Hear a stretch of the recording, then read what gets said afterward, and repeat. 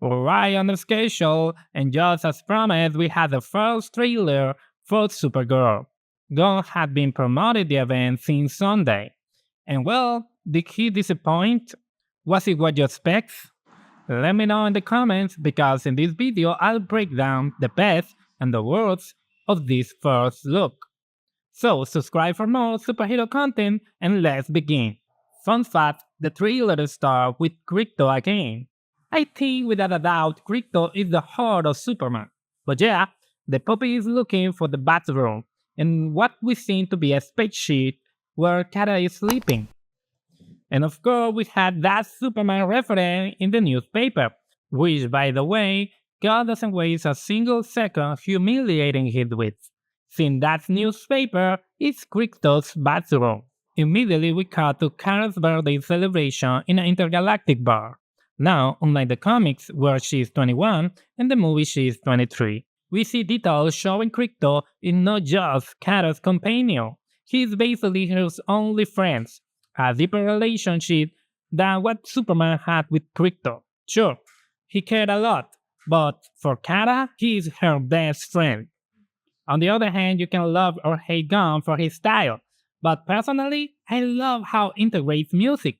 A Gunn product is always basically saying add that track to my Spotify playlist. Blondie's song for this movie is wonderful. From here I said the trailer loses its continuity and we start seeing more movie detail. But what the first, we see the movie's context. From what I can tell, Kara suffered a lot from the destruction of Krypton. Remember, Kara was not a baby on Krypton like Superman. She lived there and knew her parents.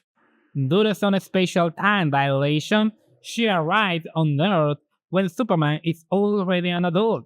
So the movie is about her lowest moment, the classic hero journey to find her heroism, and here we see what seems to be Kandor as it falls under some kind of energy dome, capturing the city, while Kara explains Krypton destruction. And why Kara is explaining this? Well, we get the introduction of a girl who seems to be a Kara psyche throughout the whole movie. Or, the girl Kara has to say or guide through the story. We also see the first encounter between Kara and this girl fighting several space pirates under the Red Sun. Kara doesn't have all her powers. It seems she is impervious to blades, but she can fly normally, for example. The trailer ends with Kara explaining who Superman is, how he sees the goodness in everyone, and she sees the truth, and we see her adopting her suit, which by the way is a thousand times better than Superman's suit. From my point of view, I love this one in every way. Remember that I told you the movie followed the hero journey? This character reflects it perfectly. We see her completely down, worn out with her coat, until she accepts her heroism and puts on her suit. Also, points worth mentioning, Jason Momoa as Lobo. Let's go! The cast is spectacular. Momoa was born for this Lobo. And also for Aquaman, honestly. I like him. And well, Krypto getting injured. This will be the most emotional moment of the movie, so if you're a Krypto fan, your little heart is going to break, since it seems his life will be a risk. And we can't ignore the flight scene, amazing stuff. Many animation style similar to Zack Snyder, but I personally like the flight a lot, and didn't really see a connection. But now I'd like to mention the things I didn't like from what we can see at first glance.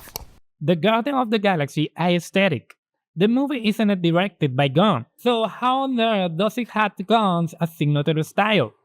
Here we see that as CEO, he has his hand way too deep in the project he delegates. And that saying, you may have liked Superman or not, but I like that it'll feel like his own style. I don't see Guardian of the Galaxy or another Gunn project there, but this movie could have been called Guardian of the Galaxy 4 and you'd believe it. The whole spy pirate thing is identical to Guardian 2. The ship, all that is the same. Another smaller detail is the sun. It looks very yellow. I get that when she revealed her suit in an incredible pose. And by the way, Gunn goes, this is how the heroes are presented. And yeah, she has her yellow thumb behind her as it should be. But in other part of the movie, when Kara is supposed to be weak, I don't get that feeling of orange or red tone that give me that vibe. It's like the same old song, and nothing more, and that disconnects me a bit. Anyway, guys, a trailer that gives very good vibe overall. It's worth mentioning that Gunn is not afraid of Marvel, since it's heavily rumored that we'll see something about Doomsday soon. Some insider even said today, but today is DC. Today is Supergirl Day. And for my hype meter, with 10 being the maximum, I'm at a 6 for this first look. We'll see what the next trailer shows us. If you like my analysis, subscribe, and I'll see you in another video of the channel. See you guys!